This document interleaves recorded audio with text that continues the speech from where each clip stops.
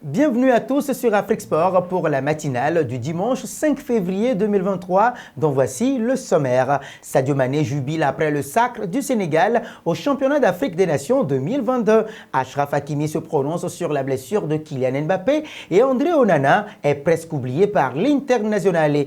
Tout de suite pour le développement. Nous ouvrons cette matinale avec Al Ahly. L'Afrique sera bien présente dans le dernier carré du Mondial des clubs 2022. Alors que le vainqueur de la dernière Ligue des champions africaine, le Wydad Casablanca, a flanché un peu plus tôt pour son entrée en lice face aux Saoudiens d'Al Hilal et se retrouve déjà éliminé 1-1, 3-5 tirs au but, son dauphin malheureux Al Ahly portera haut les couleurs du continent. Présent en tant que finaliste de la dernière LDC africaine et parce que le mondial des clubs a lieu au Maroc, les Diables Rouges ont enchaîné. Après Auckland City mercredi au premier tour 3-0, ils ont cette fois disposé avec beaucoup plus de difficultés des Américains de Seattle Sounders. 1-0 ce samedi en quart de finale au stade Ibn Battuta de Tanger. Passons au PSG. Auteur d'une prestation de haute volée face à Toulouse ce samedi, Achraf Hakimi semble retrouver de la bouteille. Après la victoire des siens, le Marocain est passé en zone mixte et a notamment évoqué la vie sans Kylian Mbappé, out pour les prochaines échéances rouge et bleu. C'est dur, Kylian aide beaucoup l'équipe.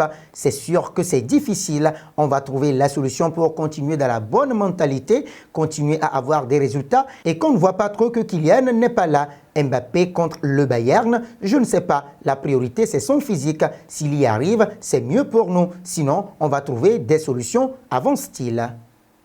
Un pas auprès d'André Onana. Sous contrat jusqu'en juin 2026 avec l'Inter Milan, André Onana pourrait quitter les Nerazzurri plus tôt que prévu. Ouvert à un départ du gardien camerounais, le club italien a fixé son prix. Selon des informations de Tuttosport, les Noirs et Bleus seraient prêts à laisser leur gardien de but partir si le club reçoit une offre raisonnable. D'après le journal turinois, les Nerazzurri ont d'ores et déjà fixé le prix d'André Onana. Pour s'attacher les services du joueur de 26 ans, il faudra débourser entre 25 et 30 millions d'euros. Le vendre pour une somme importante pourrait s'avérer trop tentant pour un club dans la situation financière des Nerazzurri, rapporte le média italien. Notons que cette saison, Onana a déjà disputé 21 matchs en tant que titulaire pour 9 clean sheets.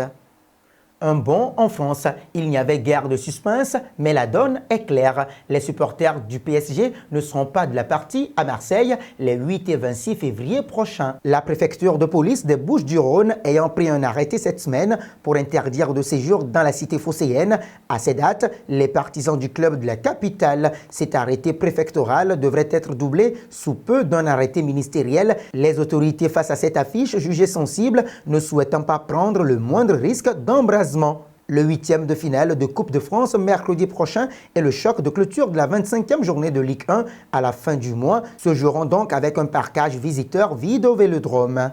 Passons au Sénégal. Sadio Mané, à l'instar de tout le peuple sénégalais, est fier du parcours des Lions locaux. Les hommes de Pape Thiaw viennent d'écrire l'histoire en remportant leur premier CHAN. L'attaquant du Bayern Munich a tenu à féliciter ses jeunes frères. Chers frères, tout le peuple sénégalais est fier de votre parcours. Vous avez été héroïques à tous les niveaux. Bravo pour ce sacre continental. Félicitations à l'encadrement technique et à tous les supporters. Le travail continue, a-t-il réagi. Le Sénégal est sur le toit du continent, un air de déjà-vu.